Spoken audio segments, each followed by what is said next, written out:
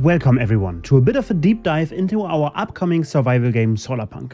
At this point, we've been working on it for more than 4 years, handcrafting every little bit.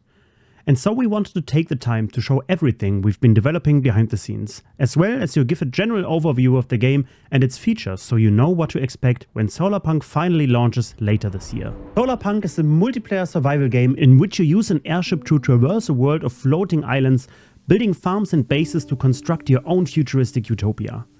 Solarpunk is a calm survival game at heart, especially at a time when the world can feel pretty chaotic. We wanted to create a place where you can slow down, hang out with your friends, talk, build a home together and just enjoy the feeling of creating something peaceful in the skies. My name is Patrick, also called Klim online, and I'm one of the 2 co-founders of Cyberwave, a company that is currently developing Solarpunk. Well, we started with just a survival game on flying islands, and then I watched a commercial for like a breakfast cereal, milk kind of stuff, and it was with all these Solarpunk aesthetics in it, and then I researched upon it and I really fell in love, and so we decided to go this route, and it fitted really well with all the flying islands. While most of these survival games are like you have to survive, which is in the name, there are not many cozy survival games where you can feel at home and relax. Other than giving the player the opportunity to live in a dystopia, we wanted to give the player the opportunity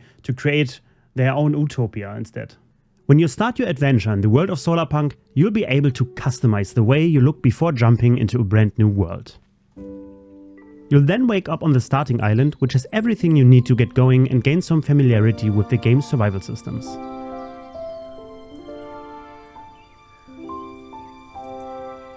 Besides a health bar, your character also has a thirst and a hunger meter, which you will need to watch out for.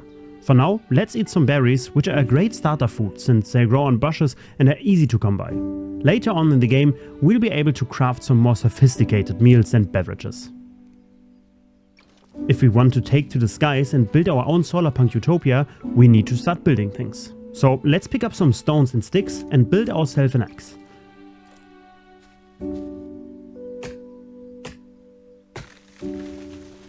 We'll use the wood to craft a workbench, which will let us craft more advanced tools and decorations. To gain access to even more recipes, we'll also need to craft a research table. But for that we need some cloth, which we don't currently have. We'll need to gather some cotton from the island. Now that we've got some cotton, let's go ahead and craft a research table to unlock some more crafting recipes. That has just unlocked a whole world of potential decorations and improvements for us. One of the most important things early on is making sure you have a reliable source of water. Without water, surviving becomes a lot harder, so building a rain collector early can make a huge difference. With that out of the way, let's make sure we never need to go looking for cotton plants again and invest into our future, making sure we have a renewable source of cotton and cloth going forward. With a hoe and a watering can, we can set up a little cotton farm somewhere close to this little pond. If we plant the cotton seeds we got from those bushes, we can make sure we never run out. Let's plant some of those raspberry seeds too while we are at it. And while we are watching for those to grow, now it's a great time to start building our first little house. Just a place to put a bed and some chests so we can feel a little bit more at home here on this floating island.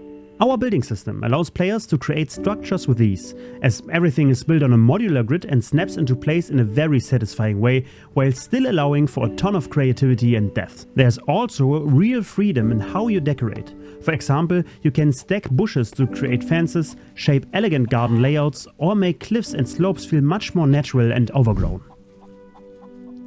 Seriously, some of the stuff our community of testers has been able to build is already blowing our minds. And of course, we can use the resources we find on the island to craft a wide range of decorations and trinkets to really make this house our own. And that's how you get started in Solarpunk. From here, we'll be able to craft more specialized tools, improve our house and expand our farm, or even find some animals to keep and take care of. Let's fast forward time a bit and see how to be able to progress from here. Here we are in a save file that is a little bit further along. As your farm grows, animals become an important part of your home as well. And they're not just there to look cute. Keeping them happy matters. And a well cared for animal will reward you much better than one that is neglected. This player has explored the starter island and found a broken airship on a hill. With these salvaged parts, they are now able to build their very own airship at the airship dock, which they will both be able to upgrade further down the line.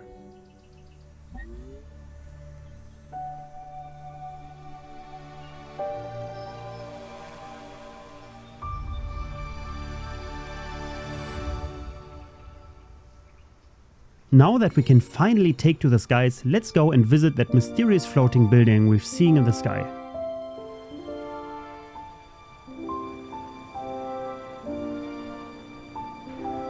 This is actually a store belonging to the merchant. They are a little robot who will take certain items and trade them for blueprints and improvements. If you want to increase the area you can explore with your airship to reach those faraway islands, you will be wanting to do some trading here. As you can see, the merchant has some pretty sophisticated technology keeping their shop running. We've been doing everything manually so far. I think it's time that we start researching some advanced technology ourselves in order to get into automation.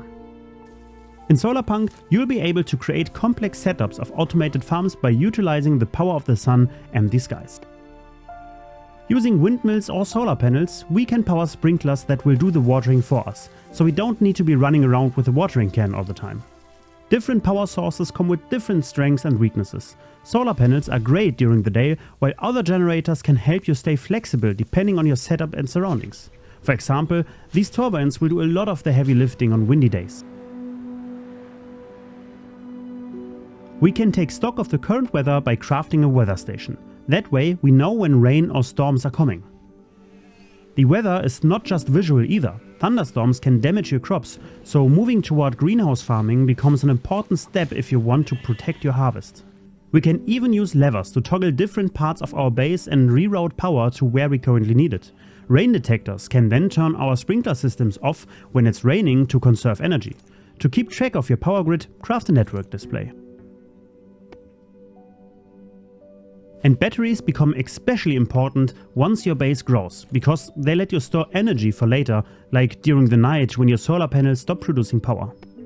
With many different means of harnessing the world's natural energy for your base and tons of ways to manage your power grid, the only limit is your creativity. This is the advanced crafting table. It's where you'll build all of your components for automation and energy management. Here you can also craft drones and automatic farming equipment that will help you keep things running smoothly as you and your friends expand your flying utopia. These drones automatically collect Algae from the local water source and automatically deposit it for you to collect and use, while automatic mining equipment can collect ores for you to refine in your smelteries.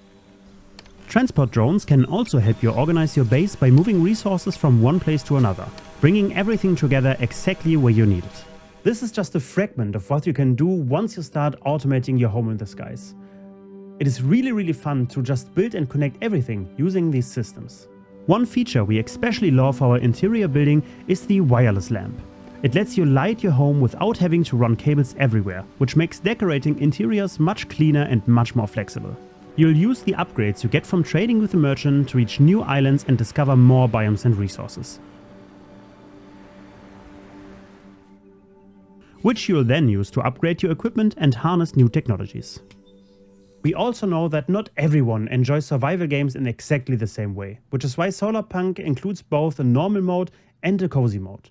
So whether you want a bit more challenge or just want to build and relax, you can play the way that feels right for you. For example, your character can pass out, but you'll be able to recover your items where you lost them. And in cozy mode, you even get to keep your inventory, which makes things a lot less punishing. These systems ensure that you choose how you want to experience the game while hanging out with your friends and building a base you can be proud of. Or not. We hope you enjoyed this more detailed look at all the different features and mechanics that make Solarpunk a game we hope you love playing. The game is launching on the 8th of June and you can of course wishlist it on Steam right now. Thank you for watching and we cannot wait to see what you and your friends build when you get to play Solarpunk.